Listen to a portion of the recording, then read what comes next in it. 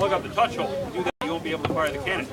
So the idea is to get that debris out of there, and then we can load in our jar. Now the next tool is the most important one that we have. It's called the wet swab, and its job is basically to extinguish sparks inside the cannon barrel.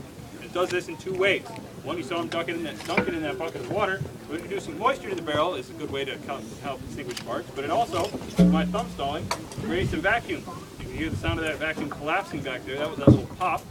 And so it's sort of like putting a glass over a lit candle. Once all the air is gone, there's nothing left for it to burn. So by creating that vacuum inside there, we asphyxiate all the sparks that are left in it. So now we should be safe to load in our powder jar, which for you guys today is 3 ounces of black powder wrapped in that historically accurate Reynolds Wrap aluminum foil.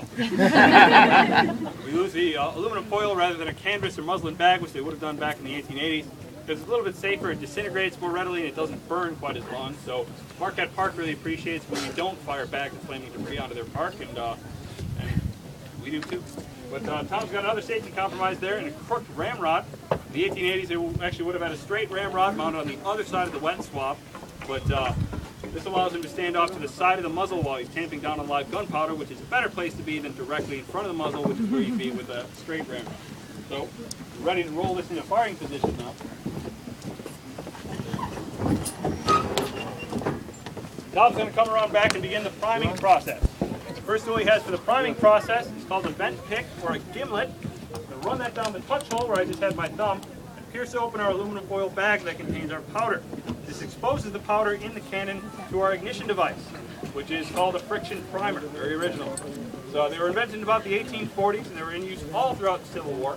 Basically, it's just a little brass tube filled with gunpowder, mounted on a friction-sensitive chemical, which is mounted on a pin. You pull that pin out, it's sort of like striking the head of a match. And it ignites the powder inside the tube, that sends a jet of flame down into our cannon, and that ignites the powder that we have in the cannon. And if we have a cannonball, that's when it sends the cannonball out, and etc. But these are a whole lot more reliable than the old method, which was just pouring loose gunpowder down the touch hole and then lighting it with a match. And there are a couple of problems with that. One, if it's windy or snowy or raining or anything like that, you could dampen the powder or scatter it, and it wouldn't be very useful. But it causes a guy to stand directly behind the cannon with a big match, and that can be pretty dangerous, because if we were firing this in combat, the cannon would actually roll back a good 6 to 10 feet after we fired. And standing behind a 2,000-pound cannon when it decides to move is probably a bad place to be.